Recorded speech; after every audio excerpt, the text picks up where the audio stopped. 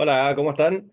Ahora vamos a resolver esta integral impropia que la verdad la obtuve de otro video de YouTube, pero estaba planteada la pregunta, pero no vi la respuesta. Bueno, también quise intentar resolverla yo solo y afortunadamente lo pude resolver. Así que ahora les voy a mostrar cómo es el proceso, tiene varias particularidades y vamos a comentar algo que también he hecho ya en otros videos, que es el truco de Feynman, cuando tenemos una integral que no parece tener primitiva directamente, pero podemos ocupar las propiedades de la derivación del parámetro para poder llegar a una integral que sí podamos resolver y entonces relacionar esa nueva integral con la integral que queremos calcular, bien digo, que es el caso que tenemos ahí en pantalla. ¿Ya? Entonces, lo que les voy a decir es que la demostración de que esta converge es un poco extensa, por lo tanto la voy a obviar, porque si no el video de verdad sería muy largo. Y lo que vamos a hacer es definir una función I de A, donde A es un parámetro real que al menos se mueve en los positivos, pues no he verificado si funciona también para los negativos, pero habitualmente cuando tenemos senos y cosenos, podemos decir de que cuando el signo cambia de signo para el seno, cambia el signo, sale hacia afuera el menos, pero como estamos en presencia de una seno cuadrado, probablemente esta función va a ser par. No quiero detallar eso, pero da toda la impresión de que si nosotros colocamos un parámetro a dentro de la integral, y esto es muy importante porque tiene que ser una variable independiente de la variable de integración, ¿ya? Y tiene que estar colocada en algún lugar donde nos ayude mediante derivadas o integrales, a simplificar un poco la expresión que ya tenemos. Entonces, voy a colocar el parámetro dentro del seno, ¿ya? Porque si lo hago de esa forma y aplico la derivada con respecto a ese parámetro A, o sea, la derivada parcial con respecto a A, que entra en la integral, si que la integral converge y está todo bien definido, em, lo que va a aparecer es ese logaritmo de raíz de x cuando hagamos la regla de la cadena como una multiplicación, y eso me va a poder permitir, mediante algunas propiedades de los logaritmos, simplificar el logaritmo cuadrado que tengo debajo, que es lo que más me estorba para esta integral, ¿ya? Entonces, ese es un poco el motivo de por qué coloco ahí el parámetro, y vamos a hacer solamente una observación que tal vez no es tan obvia para todos, pero vamos a decir de que la integral que nosotros queremos en realidad es la y evaluada en uno, porque si yo cambio la A por uno, tengo la integral de arriba, ¿ya? Entonces, de esa forma me voy a apoyar para poder resolver la integral que me piden, ocupando esta nueva integral, que depende de otro parámetro, que por supuesto que el A puede valer otra cosa, y que como el A es un parámetro independiente de la variable de integración, podemos calcular sus derivadas parciales las veces que necesitemos.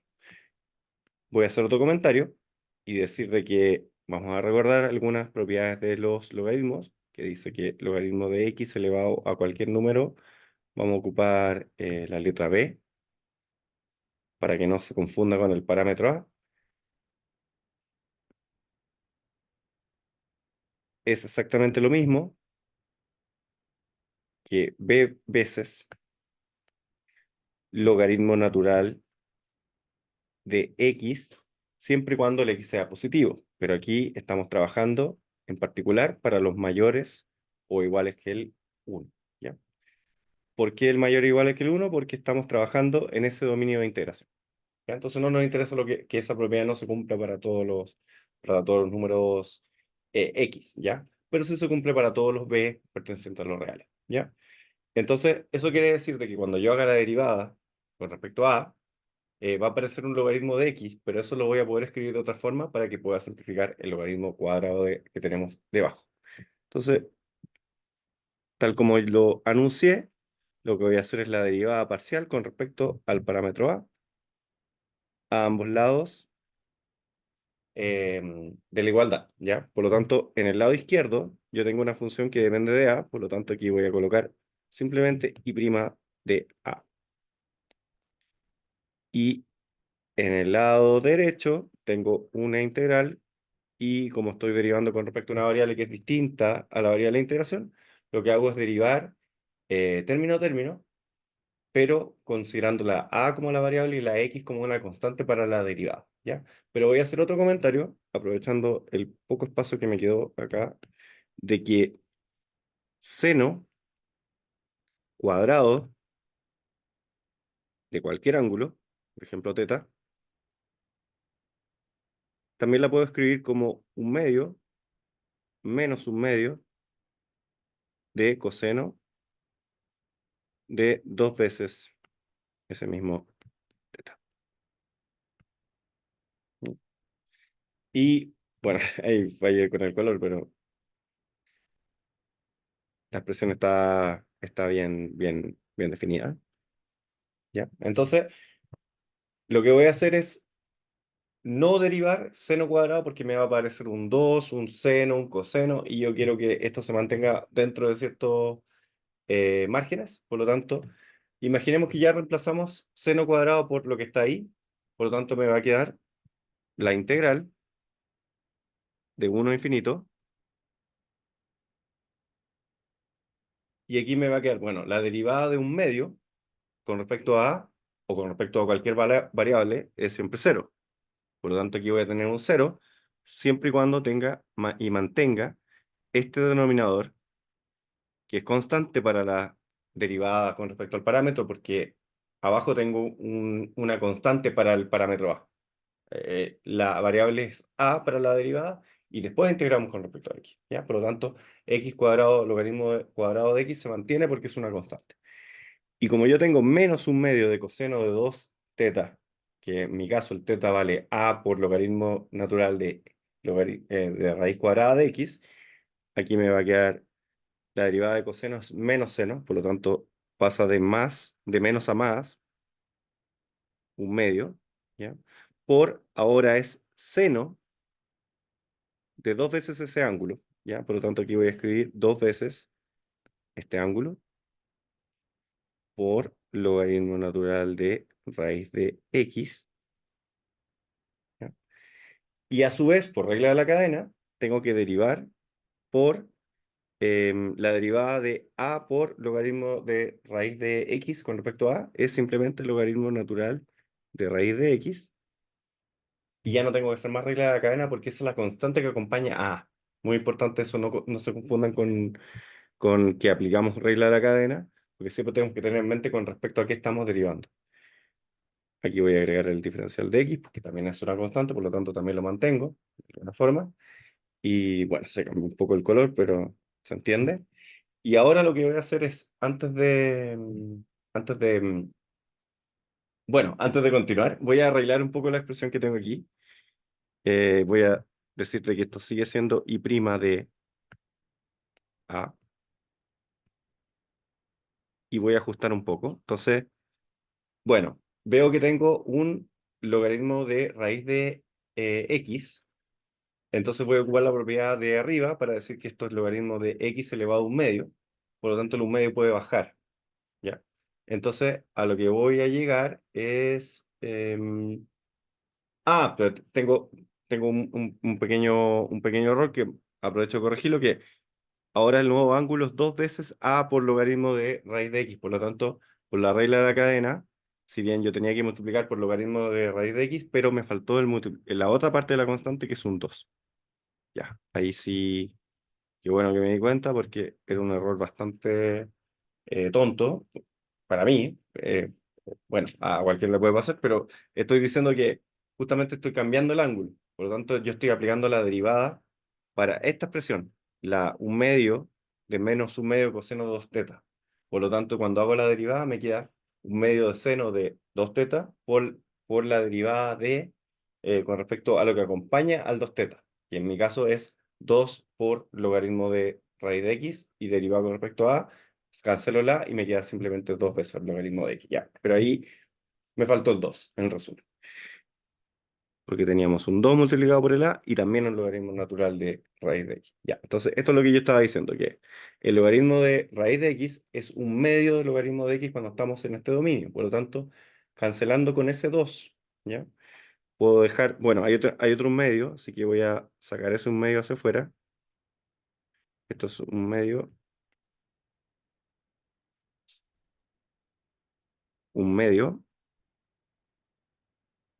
de la integral de 1 a infinito. Y ahora que ya saqué el un medio, voy a volver a escribir aquí seno de 2a, ya, pero aquí voy a hacer otro cambio porque tengo logaritmo de seno de 2a logaritmo de raíz de x. Entonces, de nuevo, ese 2 puede entrar como exponente. El a también, pero prefiero dejarlo así porque si no la deriva se me va a complicar. Así que lo necesito derivar de nuevo. Entonces aquí voy a colocar simplemente a por x. Perdón, por logaritmo de x. Ya no necesito escribir raíz de x porque la propiedad me permite meter ese 2 como exponente. Y aquí voy a decir lo mismo y voy a decirte que esto es logaritmo de x por el mismo motivo. Y ahora, como tengo x cuadrado por logaritmo cuadrado abajo, yo puedo simplificar sí o sí, sí, solo sí. El uno no está en el intervalo de cancelación porque el logaritmo vale cero, o puede estar en uno de los límites de integración porque yo puedo decir de que estoy considerando el límite cuando tiendo a uno por la derecha, ¿ya? Entonces, como se cumple una de esas dos condiciones, que no esté el uno en los límites de integración, o que si está, tiene que estar en alguno de los bordes, ¿ya? Puedo cancelar logaritmo de x con un logaritmo de x. Por lo tanto, si yo simplifico o escribo esto más resumido, digo que después de simplificar, después de tarjar, aquí me queda seno de a logaritmo de x. Y ya expliqué por qué el a no lo pongo como exponente para no complicar la vida. Y aquí me queda simplemente x cuadrado por otro logaritmo. Ya, entonces, ¿en qué progresamos? Progresamos en que antes teníamos un logaritmo cuadrado que me molestaba y ahora tengo solamente un logaritmo de x. ¿Ya? Voy a hacer otro comentario para decir de que si notamos y nosotros reemplazamos el a por cero, recordemos de que el a podía ser cualquier real, no lo limité a que fueran los reales positivos, los reales negativos, puede ser cualquier real. Y yo calculo i' de cero. Como seno de cero es cero, abajo me quedaría un medio de la integral de 1 a infinito de seno de cero por logaritmo de x, pero cero por cualquier función continua es cero, ¿ya? Por lo tanto, me refiero con función continua, me refiero a que no hay un problema donde el logaritmo de x tiende a infinito, salvo cuando estamos en el infinito, pero eso no es el caso. Por lo tanto, esto me va a quedar la integral desde 1 a infinito de cero por dx. Y eso, por supuesto, es cero, porque tenemos la función constante cero, porque seno de cero es cero. Por lo tanto, la integral desde cualquier cosa de cero es simplemente cero porque no tenemos área. ¿Y por qué es importante poner el i' de cero? ¿Ya? Porque lo que me estoy dando cuenta es que voy a tener que derivar una segunda vez para que se cancele ese logaritmo de x, y lo que necesito después es resolver una ecuación diferencial.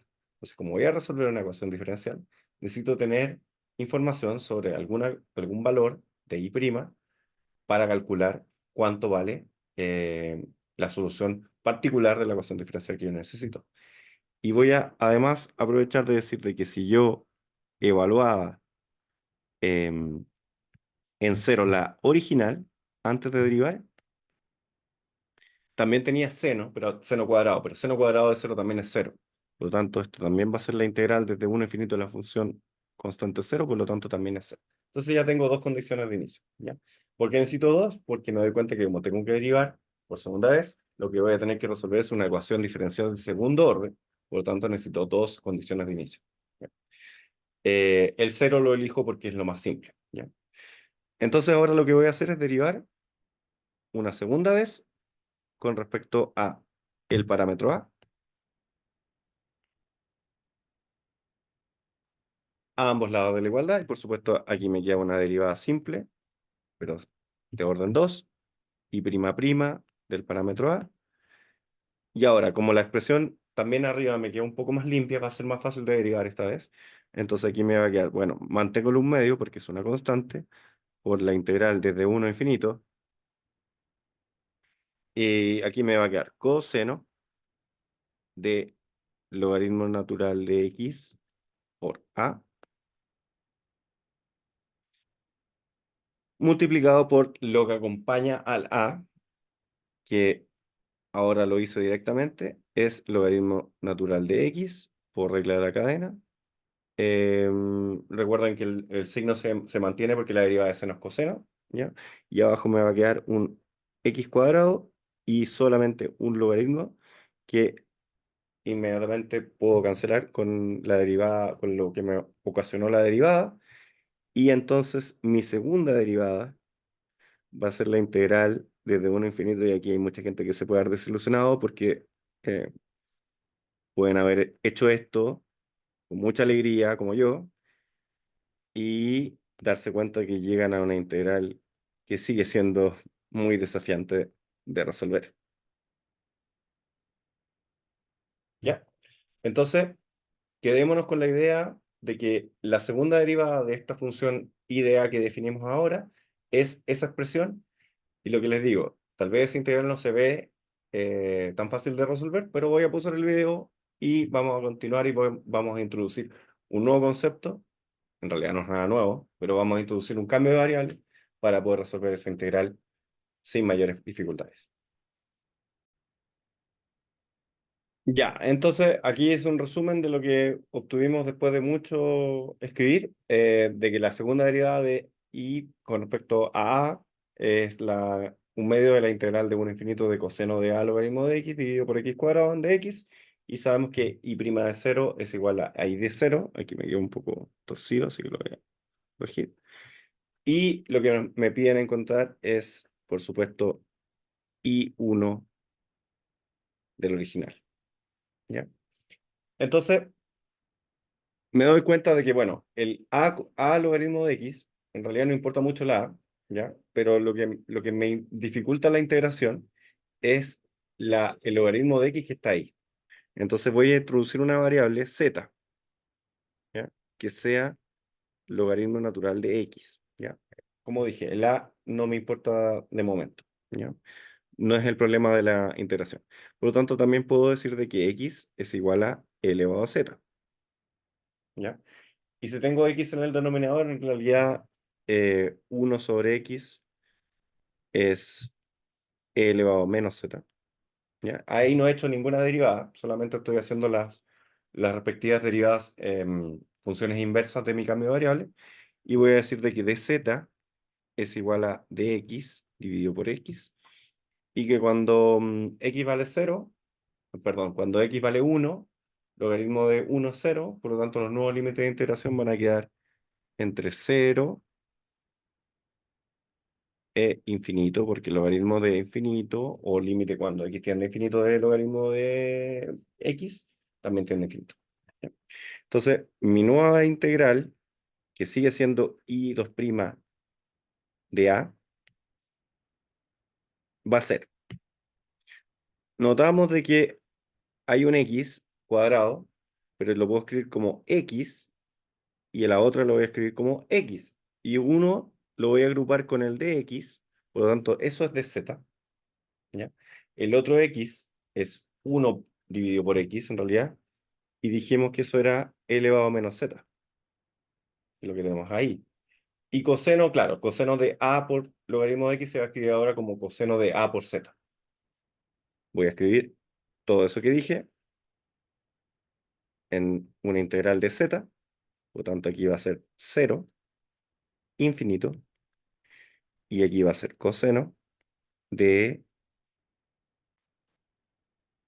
a por z, de z.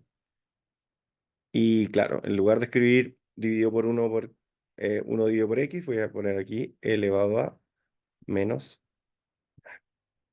ahora sí, e elevado a menos z de z. Ya, Y esta integral es la pesadilla de muchas personas porque muchas personas la han visto, la han hecho, y cuando la vuelven a encontrar, dicen, no, te voy a tener que hacer otra vez lo mismo que he hecho muchas veces cuando estudié idealmente, ¿ya? Pero la vamos a resolver total, ¿ya? Y vamos a apoyarnos en el hecho de que existe un operador que se llama transformada a Laplace. Y no lo han visto, recuerden que esta parte se puede resolver realizando integración por parte dos veces y se resuelve como cíclica, ¿ya? Pero lo quiero hacer más corto. Entonces, vamos a recordar de que la transformada de Laplace de una función f de t se define como la integral entre 0 e infinito de la misma función f de t multiplicado por e elevado a menos s por t, donde s es otro parámetro, ¿ya? Por lo tanto, lo que voy a hacer es decir cuánto vale la transformada de Laplace de lo que acompaña. Y aquí no importa que sea elevado a menos st o que sea menos t o que sea menos z, lo importante es que haya un número multiplicado por menos la variable de integración, ¿ya?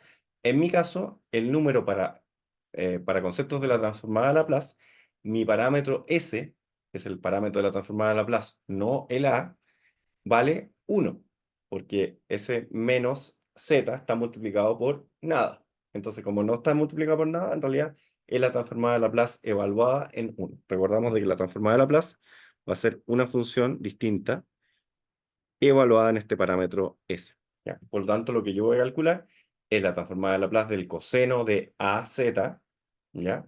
Y después voy a reemplazar el z por 1. Eso es lo que voy a hacer, ¿ya? Y como no quiero aburrir con la transformada de Laplace, voy a simplemente ocupar o aplicar la fórmula de la transformada de Laplace del coseno de A por Z, ¿ya? En mi caso, el parámetro A es lo que acompaña a la variable de integración. Por lo tanto, si ustedes buscan en cualquier formulario, va a aparecer así como que coseno de omega t, ¿ya? La letra no importa. Aquí estoy con T en lugar de Z, o sea, estoy con Z en lugar de T y estoy con A en lugar de omega o W, ¿ya? Por lo tanto, la transformada de Laplace del coseno de A por algo va a ser S, que es el parámetro de la transformada de Laplace, dividido por S cuadrado más el número que acompaña a la variable de integración, que en mi caso es A, pero al cuadrado, ¿ya? O sea, en resumen, la transformada de Laplace de coseno de AZ es S dividido por S cuadrado más A cuadrado, ¿ya? Pero esto tengo que evaluarlo en Z igual a 1, ¿por qué? Por lo que dijimos hace un rato. Si está multiplicado por elevado a menos Z, quiere decir de que el parámetro S en realidad vale 1. Si ahí dijera elevado a menos 2Z, quiere decir de que el S vale 2. Entonces tendría que evaluar en 2. Y así pueden calcular un montón de integrales impropias de ese formato si conocen la transformada de Laplace general, ¿ya? Ese fue un pequeño paréntesis de la transformada de Laplace y ahora volvemos a la integración.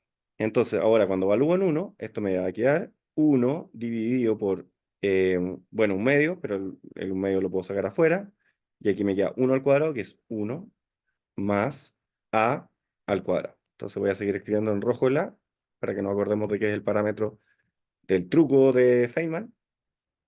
Y hasta ahora, esta es la información más clara y más certera de cuánto vale I2' de A, ¿ya? I2' de A para cualquier valor de A, porque eso está definido para cualquier valor de A, em, vale eso, ¿ya? Pero ¿de qué nos sirve? De no mucho, porque nosotros necesitamos encontrar la función original I de A y evaluada en 1, ¿ya? Pero ahora voy a ocupar lo que decimos, lo que dijimos antes o lo que dije antes, mejor dicho, de que ahora, como esa es una función de A, yo puedo integrarla con respecto a para volver atrás, ¿ya? Pero cuando lo integro, tengo que integrarla de manera indefinida, porque tengo que encontrar sus primitivas, y para eso voy a ocupar las condiciones de inicio que encontré en el transcurso del ejercicio en la hoja anterior, ¿ya? Entonces lo que voy a decir es que si esa es I2', quiere decir de que I'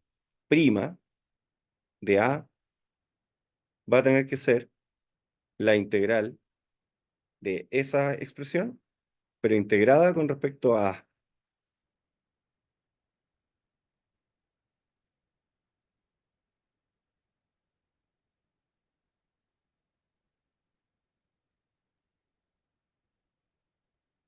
Ya, ahí me demoré en escribirla porque como estoy escribiendo el parámetro siempre en rojo, es un poco lento, ¿ya? Y esa tiene una integral directa, porque la fórmula, o mejor dicho, la derivada de arco tangente de x es uno dividido por uno más x al cuadrado. Aquí tengo a, pero es lo mismo. Eso quiere decir de que es arco tangente de a, porque estoy integrando con respecto a. Y eso más una constante integración que le voy a llamar C1 porque va a aparecer otra constante integración después, entonces tengo que adelantarme un poco. ¿Ya? Entonces, ¿qué es lo que yo sé? Esa es la familia de primitivas. O sea, ya tengo, como partí con y prima prima, ya tengo y prima de A, pero necesito encontrar ese C1. Entonces lo que voy a hacer es decir que y prima de cero tenía que ser igual a cero. Y también yo sé que arco tangente de cero, arco tangente de cero es cero, porque la tangente es cero, cero. ¿Ya? Entonces esto me queda cero dividido por 2 más C1. Por lo tanto, yo ya sé cuánto vale C1. C1 tiene que ser tal que I de cero me dé cero, por lo tanto, C1 tiene que ser cero. Y es el caso más fácil, porque quiere decir que no va a aparecer un residuo que voy a tener que integrar con respecto a para encontrar la I de A. ¿Ya? Entonces, voy a aprovechar de que ya resolví esto para borrar el paréntesis de la transformada de Laplace y mi cambio de variable, y voy a integrar I' de A.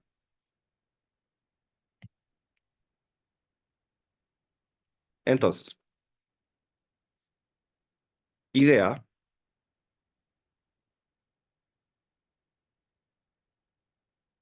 es I de A va a ser la integral con respecto a A de la primitiva que me sirve, que en mi caso es con el C1 igual a cero, por lo tanto va a ser la integral de arco tangente de A dividido por 2, ¿ya?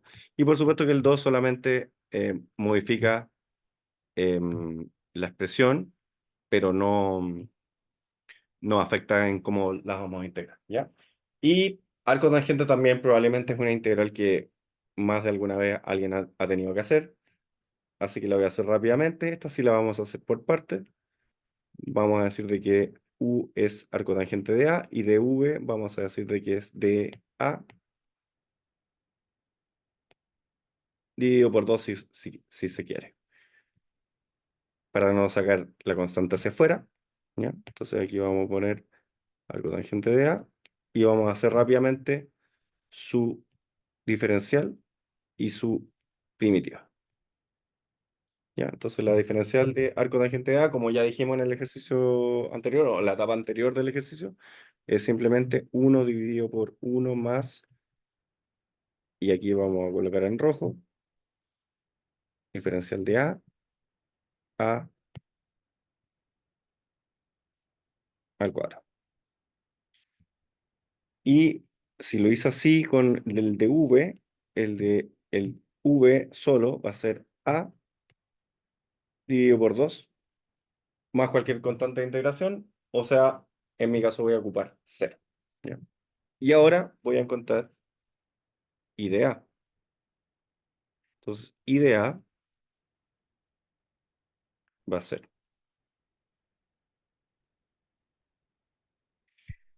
eh, U por V, ¿ya? Entonces esto va a ser arco tangente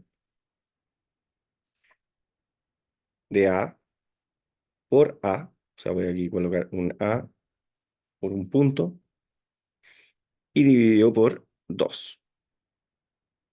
¿Ya? Entonces esto es lo mismo que decir, si tuviéramos en X, X por arco tangente de X dividido por 2. ¿ya? Pero estamos integrando con A, por lo tanto tenemos que ser consistentes. Ya, y aquí vamos a colocar menos la integral de b de u, ¿ya? Entonces, ahora sí voy a sacar el 1 medio fuera, y esto me va a quedar, en términos de A, me va a quedar como A diferencial de A dividido por 1 más A al cuadrado, ¿ya? Y esa ya no es arco tangente, porque si no sería arco tangente y arco tangente sería como raro. Esa es una integral semidirecta, porque si nosotros multiplicamos por 2 arriba y abajo, que lo voy a hacer en otro color, voy a multiplicar por 2 aquí y voy a colocar un 2 aquí, ¿ya? El de arriba, el numerador se transforma en la derivada del denominador, y entonces la primitiva es logaritmo natural del denominador, ¿ya? Pero por supuesto hay que tener cuidado con ese número, porque le faltaba un 2, por lo tanto tuve que multiplicar por 2 arriba y abajo. Uno entra a la integral y se consume en la integración, y el otro sale y pasa como una constante de integración. Entonces aquí vamos a llegar a que esto es A por arco tangente. Vamos a dejar el espacio, después colocamos el A, y aquí me va a quedar menos un cuarto por logaritmo natural de 1 más, em, y ahora sí el color rojo, A cuadrado, más una constante de integración que le voy a llamar C2. Está casi resuelto, ¿ya? Lo único que falta es encontrar C2. Entonces aquí, bueno, voy a borrar esta parte que ya no necesito, y voy a decir, también I de 0 era 0. Por lo tanto, I de 0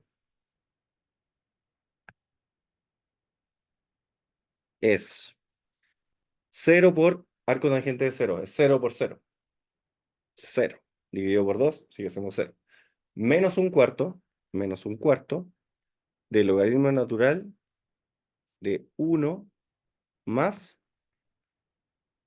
0 al cuadrado, y más C2. Ya, y logaritmo de 1 más 0 es logaritmo de 1, y logaritmo de 1 es 0. Por lo tanto, ¿cuánto tiene que ser C2 para que todo esto me dé 0? C2 tiene que ser también 0.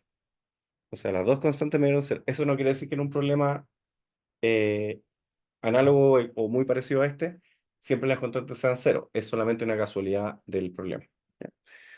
Por lo tanto, nuestro último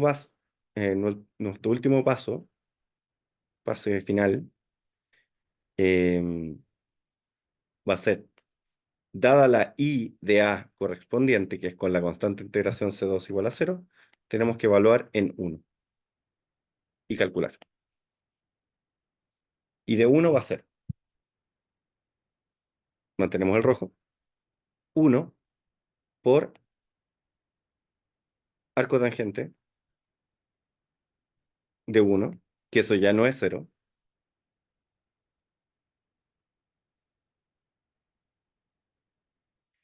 menos un cuarto por logaritmo natural de, y aquí me va a quedar 1 más 1 al cuadrado.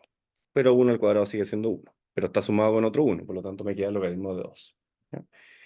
Entonces, bueno, ¿cuánto es arco tangente de 1? Cuando la tangente vale 1, entre menos pi medio y pi medio, solamente en pi cuarto. Recordemos de que es la versión inyectiva de la tangente para que la arco tangente esté bien definida. Entonces esto me va a quedar 1 por pi sobre 4 dividido por 2, o sea, pi sobre 8. Y para dejarlo también con divisor 1/8, para que pueda llevarse una sola expresión, voy a multiplicar aquí por 2. Voy a hacer en verde para que se entienda que no es el parámetro, sino que es un truco. Entonces multiplico por 2 acá. Lo que hago es pasar esto al exponente, ¿ya? Es como decir 2 y 2, y un 2 se lo voy a prestar al exponente. Entonces me queda el logaritmo de 2 elevado a 2, que es el logaritmo de 4. ¿Para qué hago eso? ¿Para qué hago todo ese truco? Es para escribir esto como una fracción común. Los dos quedan con octavos, por lo tanto esto es pi menos logaritmo de 4. Ese número es positivo. Tenía que ser positivo porque, si se acuerdan, la expresión al principio era seno cuadrado de algo, dividido por el cuadrado, logaritmo cuadrado, y todo era positivo. Entonces no podía dar un número negativo.